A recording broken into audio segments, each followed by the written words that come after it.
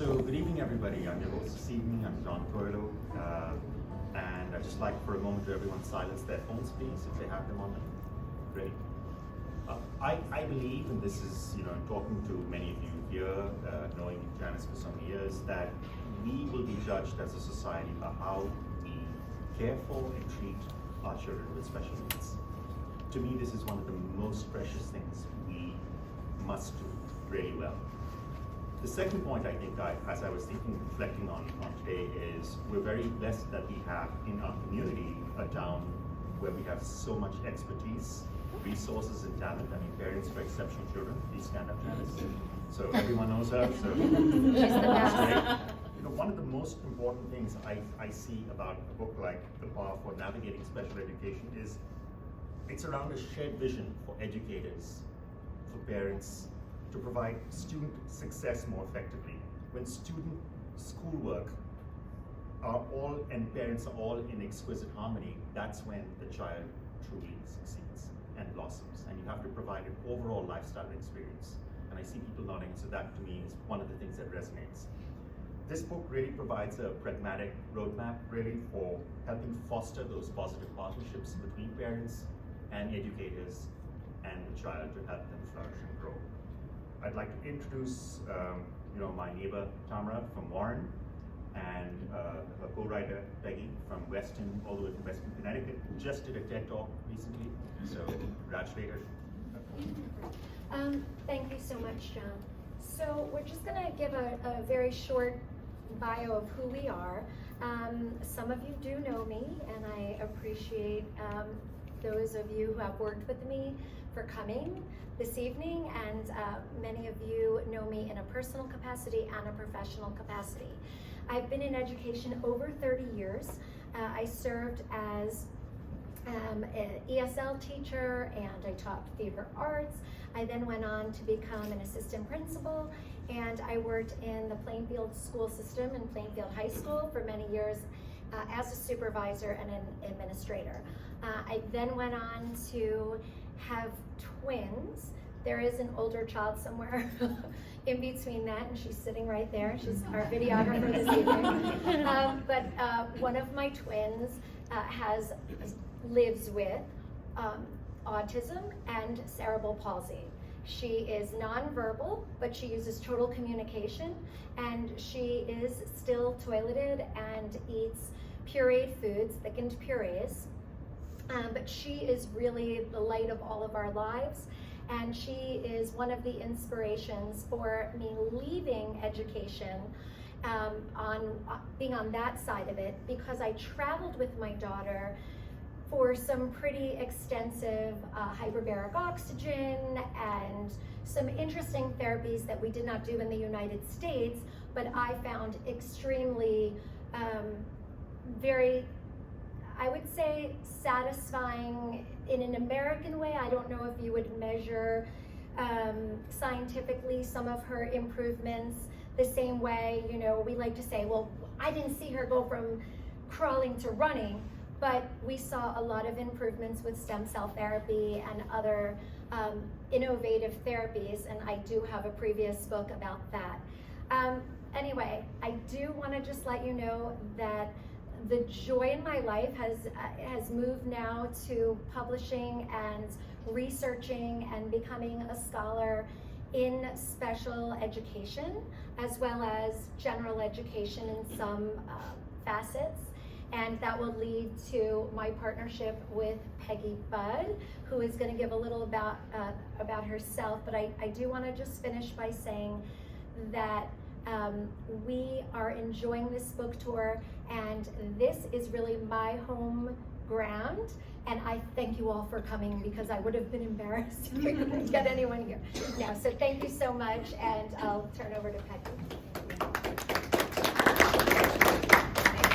Thank you, Tamara, and thank you, Maureen and John and the Bernard's Library for inviting us here. We're just thrilled to be here. We're thrilled to talk about our book. I am an educator. I started out as a speech language pathologist, and then I was a school administrator, and I did that for about almost 30 years, and then I decided to leave public education because I wanted to work on the other side. I wanted to help people effectively communicate. I wanted to work with families and help them be effective communicators. And I also work with business professionals, helping them be effective communicators, because communication is the key to all of our success. And Tamara and I wrote this book because we wanted to make sure that we are able to put the child at the center of the conversation, and that's what we're working for. My company is called Speaking Skillfully, so that's what it's all about, helping parents and educators understand how to skillfully advocate for their child.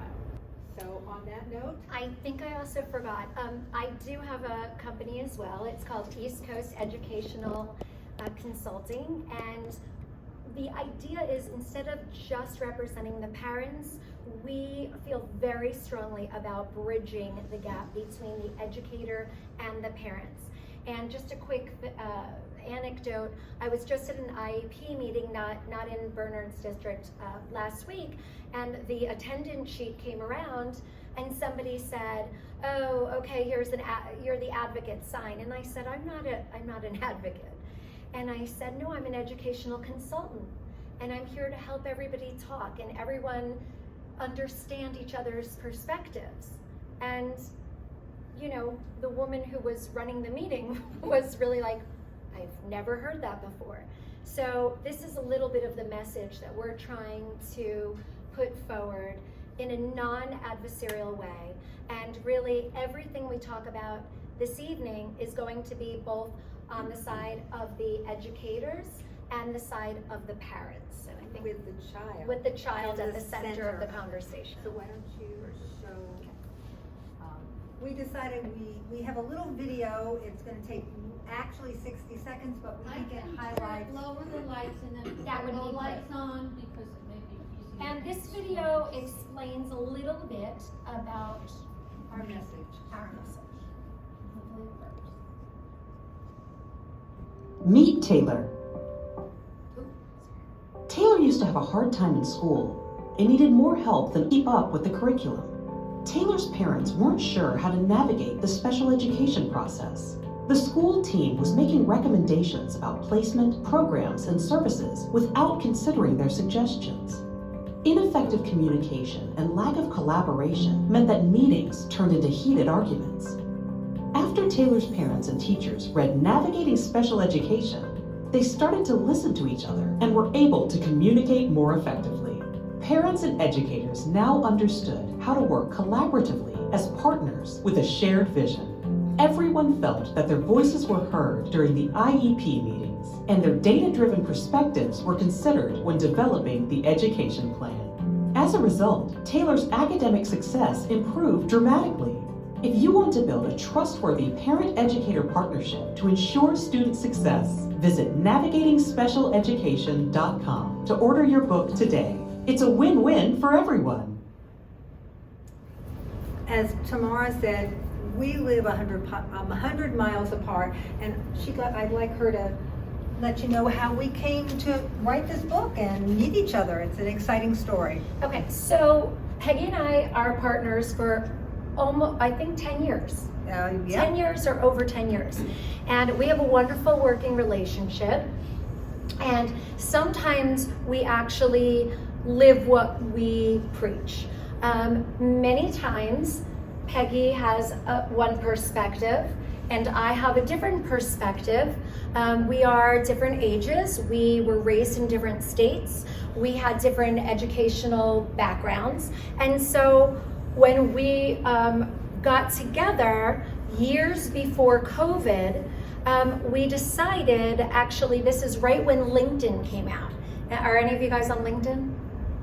No, some of you are like, no way. But on LinkedIn, we were, Peggy and I were looking at each other, we didn't know each other, and we're reading, and I see this perspective on education that's so positive. And we were both educators, we were both in the education system, both administrators, and I was like, I need to speak to this woman, and she said, I need to speak to this woman. Long story short, because Peggy lives in Connecticut and I live in Warren, New Jersey, it was difficult for us to meet. But we decided to get in the car and drive to Tarrytown, Westchester, because when you really find someone that you're of like mind, you want to meet with them and talk with them. And we were both very interested in the same vision. So we were meeting and this was going on. And I finally said to Peggy, we have to write down all of these stories.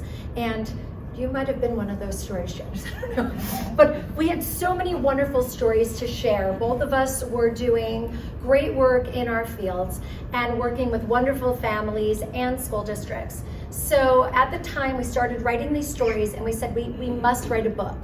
But things got very difficult. Fast forward, what wonderful thing came out of COVID? Well, you can work on Zoom. Whoever heard of Zoom and Google Meetups? And it ended up that because of COVID, we wrote this wonderful, wonderful book. And I don't know that it would have actually come to fruition if it wasn't for COVID-19. So that is something positive that came out of COVID. And Peggy and I have a wonderful relationship. But I do want to say, Peggy's going to talk a little bit about what's called the 5C model in just a second. She and I live this every day. Every day we discuss topics. We don't always agree on those topics. And we really created a communicative model where we listen, we hear, we respect.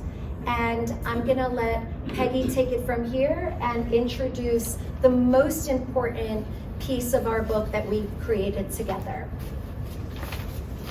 Thank you.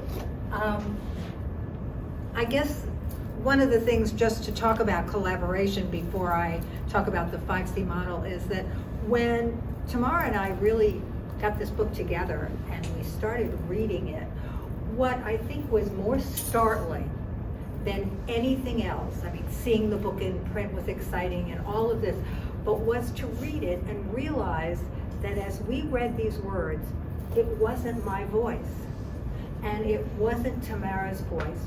We actually lived the model that I'm going to talk, and we created a third voice, a voice that is collaborative. And that's what needs to happen in all the IEP meetings. If you think about it, the federal government passed a law 50 years ago about special education. And what it said was two really important things. One, parents and educators must work together as a team to develop the child's IEP. Two, parents and educators have an equal voice. That was in the law. And I can attest that most parents do not feel that they have an equal voice. And so comes the 5C model of communication. It's a cyclical model. Yeah, cyclical model. And what's exciting about it is that you can move along and you can go back and you can keep going around, because the beginning of that model is conversations. And I'm sure all of us have been at meetings, not just IEP meetings, but organization meetings and business meetings. And what do we find? Conversations are often filled with monologues rather than dialogues. And yet, in order to really build a relationship, a partnership, develop what the child needs, we have to have a partnership, and so we have to have deep conversations and ask lots of questions. And that's part of what we have as our model. And so when you do that, you have to do two things. You have to actively listen, and you have to understand the other person's perspective. Once you understand another person's perspective, you can start to collaborate. And as Tamara said, she and I oftentimes come from different places for a variety of reasons, but we listen and we go back and we ask questions and we practice this model every single time, whether we're writing a proposal or writing a blog. It doesn't matter. We go through this process and it works. This proves it works. So when you collaborate, then you develop this shared vision. Then you both agree where you're going to go and what you're going to do. And when you're collaborating, the difference between the next thing, which is cooperation, is collaboration means that we have the same goal and we're going to work together to accomplish that goal. But also, when it comes to our children, when it comes to what we're doing here, we also need to cooperate, because parents have certain goals that need, and they need the help of the teacher, and teachers have certain goals, and they need the help of the parents. So there's cooperation and collaboration. And then we don't always agree, as Tamara and I can attest to, and so we're going to have to compromise. If we can't reach a compromise, we're going to go back and have more conversations and ask more questions and understand more the other person's perspective. And it's an ongoing process. When we finally come to compromise, and we actually had to compromise about this, or was compromise isn't just I give a little and you give a little. That's one kind of compromise, and it works. There's another kind of compromise. It goes to perspective taking. We can start talking, and all of a sudden I understand, or Tamara understands, or parents understand, or educators, the other person's perspective. And maybe I say, you know what? This is a better way. This is going to work. So we can call it compromise because we had to go through this process, because then we're going to get to consensus. So not only do you compromise where I give something up or you give something up, or looking at it like that, but sometimes just actively listening and having empathy or hearing and being open to hearing something may actually change your mind. So a form of compromise can really be, okay, that sounded pretty good, let's try that. It's a little different than when you think about, okay, I'll compromise. No, maybe somebody made a very good point. Right, and one of the things that we want to remind you is, whatever you decide, nothing's cast in stone. So try it. So you might say, oh, that sounds like a good idea, or I'll give a little, and then agree to try it with a very clear, specific amount of time. We're going to try this for 2 weeks, 6 weeks. It doesn't matter. Whatever you're going to just try it, and then come back and say, well, did it work, or do we want to tweak it, or are we going to come up with something new? And all of that is all about what the compromising process is. It's not a black or white. Either I give in or I give up something. That's not compromise in our model. So, oh, and I said we reached consensus. Oh, no, okay. I already did. I said that Okay. we reached I didn't consensus. hear you. Okay, and then we reached consensus. And again, even consensus can change. We can think it's working, and all of a sudden, it's not quite working anymore. Children change, situations change, and we need to, this is a fluid model, and that's what's so great. And this is our model. No one else created it. We did it ourselves. Okay, so I'm going to talk to you just a little bit about the importance and power of words. The power of words when you're in a meeting, the power of your tone when you're in a meeting. And this is something that I truly had to learn over time, especially coming from being an administrator, where it was, I told you to sit down. Tonight my mother's here and my father, they were both school administrators, or raised their voice and would say, kids, sit down, I'm talking, I'm trying.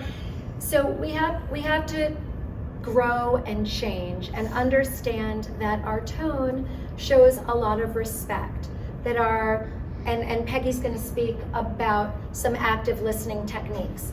But where I'm going to start is, words are powerful. So can I just have Lisa, can you just say the words, I can't? I can't. Can you say it as nicely as possible? I can't. Okay. Laura, can you say I won't? I won't. Now say it as nicely as you can. I won't. So no matter how nice you say I can't, I won't, no, we don't, those aren't words that are going to lead to anything. Nothing positive is going to come from using negative words. And so we have a list of these words in our book. Words to sort of think differently. We talk a lot about don't use yes, no questions. Use open-ended questions.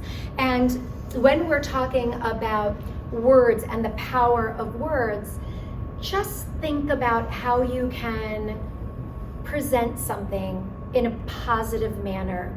Because no matter how you use the words can't, won't, shouldn't, and we teach this course, we've done this in Western Connecticut University and in Missouri State, and the kids come up with a million things that they shouldn't say, but, sorry, but, and we have the kids, the students practice this. There's no way to say something negative, no matter how hard you try and dress it up.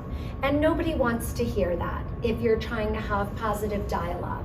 So we really want you to think about when you're in meetings, whether you are a teacher and an educator, an administrator, or whether you're a parent, think about the power of your words and try and avoid those words that have negative connotations. It is so important. It's one of the most important ways to have positive conversations. Okay, and you want to do some active listening? But most of us, when we're in a conversation, wait for the pause in the conversation. And you know what we do? We don't really listen. We don't really build on what the other person is saying. We go like this, oh. And we also just, when that pause comes, we say what we've been thinking. And it doesn't necessarily have any relationship to what the other person was saying.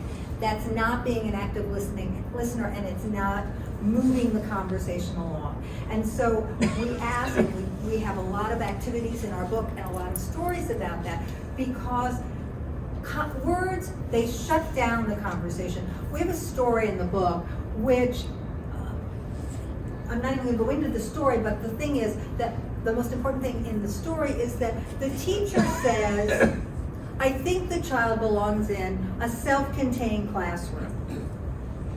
The parent heard that, and these stories are all true, every story we wrote. They stopped listening. They picked up their phone. That was it. They heard self-contained. That's all they had to hear. And because the words shut down the conversation. When the conversation got moving and they started discussing what the child needed and they moved on, it was just one thing that the teacher said. It wasn't that, oh, we're taking your child and in 5 minutes they're in a self-contained classroom. It was part of that conversation. But it shut it down. And we showed how, oh, it changed in the conversation and what the child needed. And they never even ended up going to a self-contained classroom because words can shut down the conversation. The same is true about, Tamara talked about the words and the tone. Well, there's something, when we think about communication, there's 3 attributes of communication. Verbal, your words, there's your vocal communication, which has got to do with the tone that Tamara talked about, and then there's all your nonverbal. Are you looking at somebody? Are you smiling? How are you using your body? How are you using your hands? All of that is really important. And interesting, I don't know if you know this or not, but based on a study that goes back like 50 years, and yet it keeps being looked at over and over and over again, and that says that if the words and your vocal and your nonverbal communication don't all say the same thing, so all people remember is the nonverbal communication. They don't remember the words. And so you could say, oh, well, we could do this, but if you say it in a nasty way, or you yell it, or you're pointing at the parent and say, you know what we should do, they don't even hear. You could say, I'm going to give your child, a free college education, but if you're pointing at them, they only heard the point. 5 sessions of OTPT speech. Right, it doesn't matter. That's all they heard was that tone or that anger or the body language. So that is all, the communication is really so key to making sure that we really effectively get our message across. So one quick story that we wanted to share that's a story in our book was, Peggy usually tells this story, but I love this story. So the parents are in an IEP meeting, and they really don't think their child is reading. They go home, they have homework, and they're sitting at the table, and the kids are just struggling, and they don't want to do any homework. Maybe they have ADHD, maybe they have executive function, maybe they have whatever diagnosis you want to create today. But they're not able to be excited about their reading skills, and so the parents have not really gotten a grip on the reading level.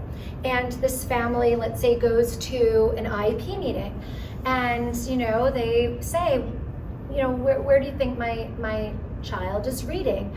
And the teacher says, your child is reading on or about grade level. And the parents are like, yeah, I can't get my child to read a book with me at the table for 5 minutes. So there was this sort of distrust. I don't see that at home. But everyone around that table who is an educator said, yes, and we see some enthusiasm when your child reads. Oh, and your child has a buddy, and your child likes to read with a partner. And when we present material that's about sports, because your child likes sports, they really read, and they even volunteer to read now. And the parents like, I don't know, I'm not sure about this. So in our book, we talk about how the teachers decide, let me collect some information and let me present to the parents some videos, some actual information. And long story short, the parents who really did not have trust and a good communicative relationship, good conversations with the educators, they actually went through this whole cycle and were shown video footage of the child being excited and reading and doing a lot of what the educator was saying was getting done. And boy, were they pleased. And after that, as the year went on, the family had a bit more trust, and they had communication and conversations, and it made things much more amiable between what the child was doing, and it also helped put the child's needs at the center of that conversation. Right, and well, how can you argue with that? It's not a ventriloquist reading, it's the child. So in our book, we talk a lot about data, and there's all kinds of data. Recordings is a great tool. Parents can use it, educators can use it. We have checklists in our book. Collecting checklists about behaviors are important. We have a lot of templates, so parents can do that and educators can do that, and it's important because then you keep track of, and you can measure progress with the checklist, or you can just demonstrate concern. Another thing we talk about as far as data is keeping a journal. I have a story. I was at an IEP meeting, and the parents were definitely convinced that their child had not made progress in writing, and they were really prepared to, I would say, have a fight. And they sat down and they said, my child isn't writing, I don't know what's going on, and I think we have to change the whole program. And the teacher very politely and calmly said, well, let me just share the journal with you. Most children have writing journals. And the teacher took out the writing journal and showed how the child had written at the beginning of school. And then showed, and everything was dated, so there was no argument. Again, facts can't lie. And showed this, all of a sudden the parents said, oh my goodness. And then they showed another journal. And what happened was, they started now having a conversation. And the parent found out how the teacher was getting the child to write, and some of the strategies that were being used. And that made all the difference. So now the parent could get the child to do some of this writing at home with sentence starters and different things. So journals are important. And of course, keeping logs or making anecdotal information, commenting on things the child said, all of that is important information to share, because then it's not what you feel, it's what you actually have the facts. And So we have a lot of, feel that you really have to stress the importance of data. And all of us, parents and educators, need to use that because it builds trust and it builds the relationship. And it also lets you see, is something working or is it not working? Feels like a long time. But one of the questions that always comes up for parents and for teachers and administrators is, and we are speaking at I think in front of 300 administrators at Montclair State, June 9th. One of the questions that always comes up for us is, how do I start these conversations? I don't really know these people. And one of the pieces that I'm most proud about in our book is we talk about something, we think it's grounded theory, we haven't seen this as administrators, and that's called the pre-meeting. And one of the things that we like to try and suggest to educators, and just by a show of hands, are there any educators in the room? Yes. Yes, thank you for coming. Thank you so much. Some of you may know me, so sorry. So one of the things we love to say is there is never a bad time to have a conversation with parents you don't know. And so we broke down how to have a pre-meeting with a parent. So you might invite in some parents of maybe, neurodivergent thinkers in your classroom that you may not know as much about, or just a conversation that you might have. You may notice that one of your students is atypically acting aggressive or shows a lot of anxiety, and maybe there is something going on at home and you're not quite sure what's going on. One of the things we really, really strongly recommend, especially in secondary education, middle and high school teachers, which are the teachers that always say, we're high school, what do we do? And I'm like, I was a high school teacher, I picked up the phone. But it is a little different than that elementary where you're used to bringing in the parents, sit down at the desk, there is a difference. But I would even say, I would almost argue it's more important on the secondary level, middle and high school, to open up culturally responsive conversations. For example, if you're a teacher, hi, Mrs. So-and-so or Mr. So-and-so, I just want to know, is there, what do you guys like to eat? What is your son or daughter's favorite meal? What do you do on the weekends? Are you going bowling? Do they like to go, were they in the Special Olympics that just happened? Ask open-ended questions. Don't ask yes/no questions, but try and elicit some conversation. And when I say be culturally responsive, not everybody speaks English as a primary language. There are secondary language learners. That's my background, is in bilingual education. And we need to be very responsive as educators to the backgrounds. Maybe both parents work until 10 o'clock at night. Maybe grandma is raising the child. We don't know. But isn't it sad that as educators, we haven't taken the time to establish that pre-connection? Peggy and I did it on LinkedIn, and then we eventually met once a month for 5 years, and we were establishing our connection. Educators, and this is so important, think about establishing a pre-meeting. And Peggy, can you break down the 30 minutes we recommend for the pre-meeting? Sure. When we say a pre-meeting, and it doesn't matter, when parents all of a sudden, oh my goodness, somebody's recommending my child come to special education, what does that mean? And then if they walk into that IEP meeting for the first time to meet all of these people, it's intimidating, it's overwhelming. It might even not be there, they might not even feel that they trust everybody, because somebody might say, well, I don't really think there's a problem, so they've walked in with this concern. So what we suggest is that either an administrator or the case manager invite the parent in for about 30 minutes.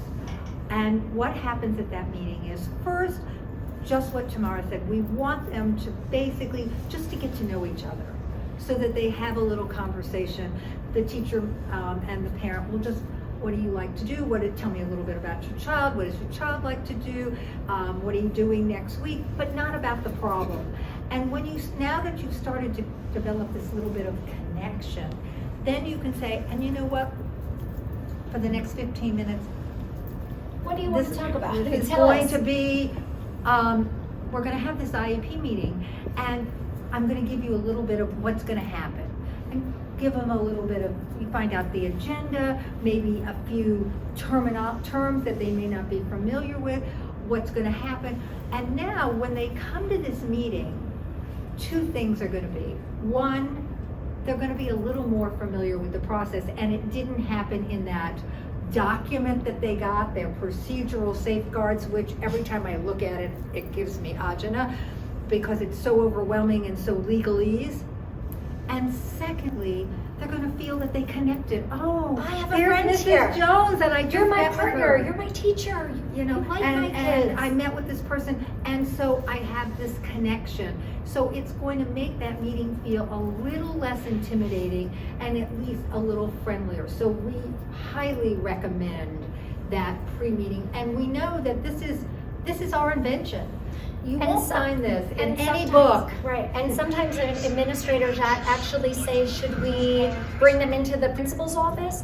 And I like to say no. I like to think, you used to get in trouble and get sent to the principal's office.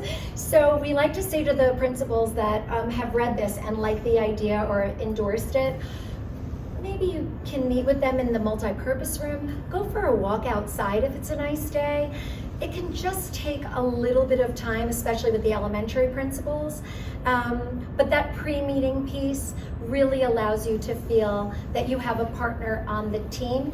And I think we're going to end with defining maybe the difference between a partnership and a team and putting the child. And in most IEP meetings, the leader of the team is a district administrator, and they have the agenda of the district. So that's why we are advocating that parents and educators form a partnership on that team. And we really believe, going back to our 5C model, that there are 3 important aspects of communication that will help build that partnership. It's deep conversations, asking lots of questions, not just telling, having dialogues. Number 2, being able to be an active listener, not waiting and just saying your piece, but hearing what the other person has to say and building on that, because that's what partners do. They build and they grow and they learn from each other. And lastly, perspective taking. If I can understand what you think or what you feel and why, then I'm going to relate to you in a better way. And so we have to remember, perspective taking does not mean agreeing. So if somebody says something and you don't really agree with it, but you have to understand their perspective. Where were they coming from? Why were they saying it? Whether you're the parent or whether you're the teacher. And so we believe that if all of that comes together, you will form a partnership and you will be able to collaborate and put the child at the center of that conversation. Lastly, on that topic, please, every time if you're an educator, if you're an administrator, if you're a parent, if you go into a meeting saying that I want or I need, you haven't really been listening this evening. So the idea is, what does the student or what does the child need? It's not about us. We have to let all that go and we have to think about the specific need of that child. That child's voice has to be what is sitting in the middle of that table as we get to consensus. It must be about the child, period, end of story. Because that's what the law tells us that we need to do. Create the proper program placement services for that child. And once the child is 12 and over, in some cases, we want to encourage you to bring the child to the IEP meeting. We want their voices to be heard. we don't want to shut that down. So there's a lot of voices, but it really has to be, and we say it all the time, but it's what the child needs, not what either party wants, okay? The district says, well, this is the program we have to offer. That's the same thing. It's not what the program, we have to customize in order to meet what the child needs. And that's a mindset shift. And actually, we believe that, and we're getting feedback from parents and educators, that if we do this, in the end, initially, the upfront load is going to be more time consuming, but the bottom line is, in the end, it's going to be much more, less costly for districts, because resources will not be spent except to take care of what the child needs. And that's what it's all about. That's why we're all here. It's to make sure that, as we said in the video, that the child is the winner. And so at this time, we are done with some of our sharing, and we have 10 minutes left, and we would love it if you have any questions. We'd love you to share it with the whole group.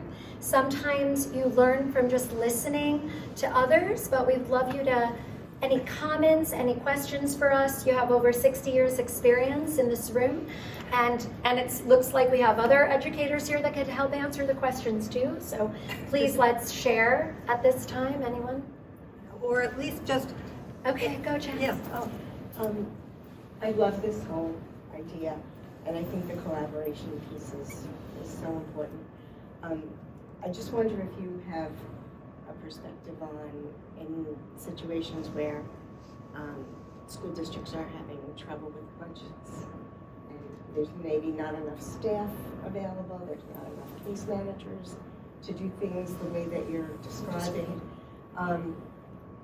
You know, what kind of workarounds? So Janice is asking, have we come into contact with the situation that the school districts do not have enough money in the budget, and, right, is that right? And not enough money maybe for staff development or to accrue some of these concepts and ideas. You want to take that? Sure, it's going to happen. And I think we have to, again, if you go back to the law, it's about what the child needs. So we have to be, well, it's going to be about creative, and it's about collaboration and having these conversations with the school district, and everybody being open instead of, as Tamara said, no, we can't. That shuts down the conversation, and we don't want to do that. So we want to build on that. And we believe that if you have these conversations down the road, the districts are going to have have more money, because they won't be spending money on lawyers, and they won't be spending money on having substitute teachers and 3-hour meetings or meetings repeatedly over and over again. So it's a process, and it's not oh, let's do this today, we'll save money, it's going to work. It's a mindset shift. And I just want to add to what Peggy said, Janice. I think this is also what you were getting at. I mean, we're doing free workshops all around the country, right? So, you know, we've been in Westport, we've been in Stanford, we've been in Kentucky, we've been at these universities, and we're not paid for any of that. So I think, part of getting the word out is we wrote a book. The book is very reasonable, and actually our book has been adopted for courses for upcoming educators, which is very exciting. And instead of, college students, like my daughter goes to Syracuse at Newhouse and spending $120 on a book, our book is $37. So, it's very exciting that we can offer, our publisher actually, is offering this book as a textbook, but it's really a trade book. And they're using it instead of an actual textbook.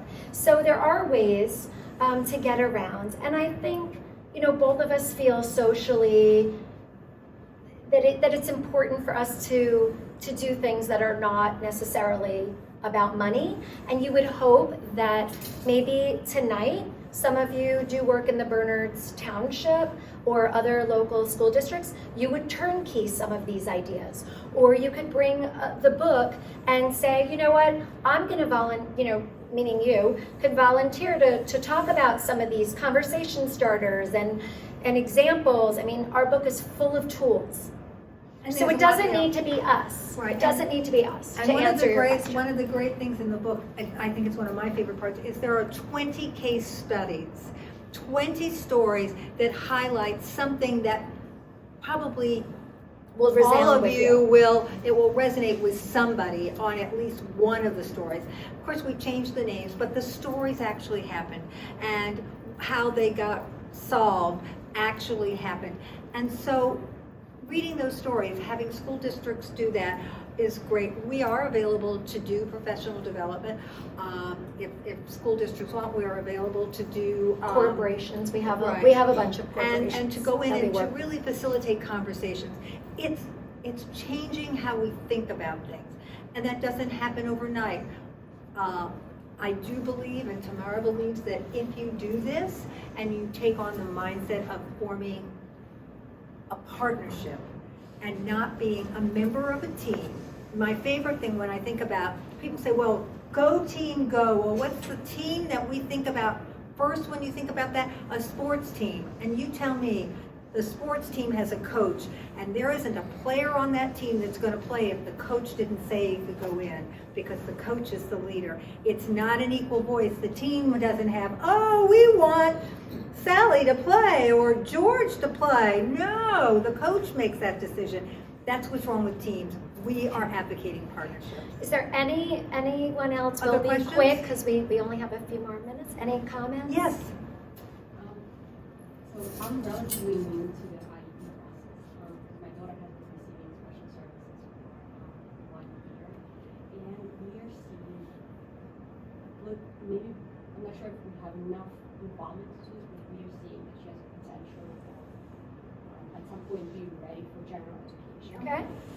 And I'm kind of trying to understand what is the effective way of communicating with teachers, with doing IEP meetings to kind of get the message. Do you want me to take that How do one? we get ready to, how do we get to the point that we're ready to be at the special, to be ready for the general?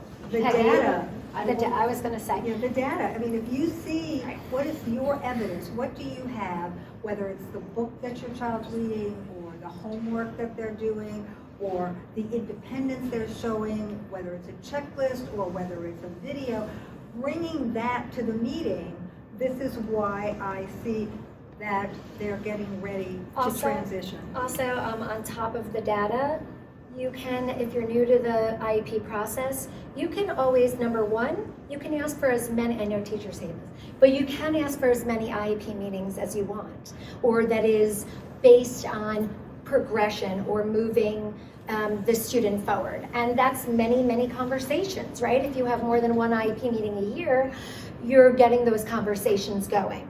Number two, you can write a note, just a simple email saying, we see great potential in inclusion for next year. It's based on. So what is it based on? So I'm sure you want, or you think, or you would like, but what is it based on? So if they're coming to you and saying she's in a special needs environment now and we'd like to see a more inclusive environment, what are you basing that on? And it's easy to do, and we spell it out for you, but that's to answer your question. And remember the other thing, goals and objectives are what drive that IEP. So if your child is making meaningful progress and has mastered all these goals and objectives that they say they It's a need, great way. that's another data point that was actually created by the school. And so that you're going to be able to say, well, here, this is the goal. I think they've mastered it. You said you would do X, Y, Z to demonstrate that they would. I'd like to see your We data. started at non-compliant, and they're compliant, and the teacher put that on the progress reports. Those are pieces of data.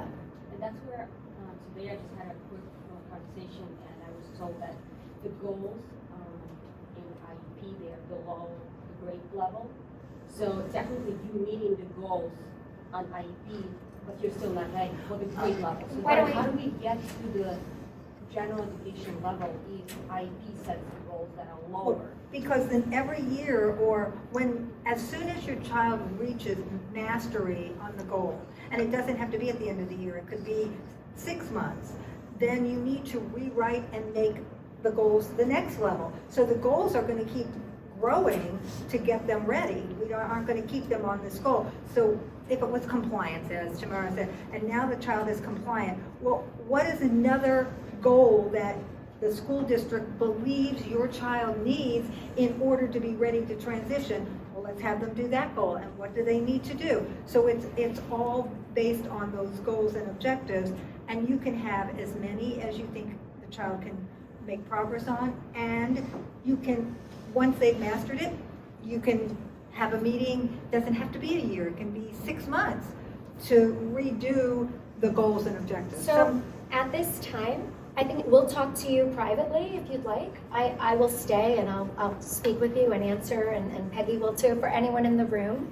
I would love for everybody, if they are not purchasing a book, we have postcards, my cards. If you know anybody in the PEC group, John, thank you so much. Maureen, this was incredible. It was an incredible evening.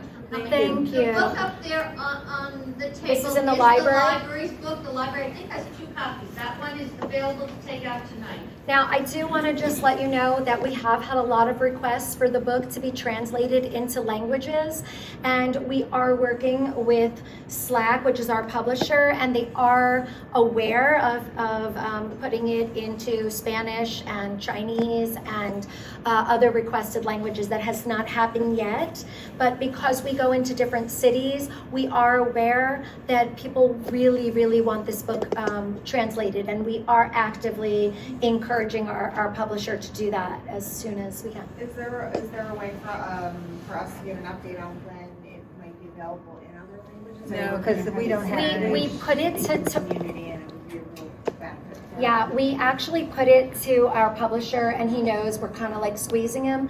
I think there is like the translate, but you would have to buy the ebook and then hit the language, and it would be read to you. But they don't want that. Our clients want a real copy. So we are on it, but it hasn't been done yet. So. Right.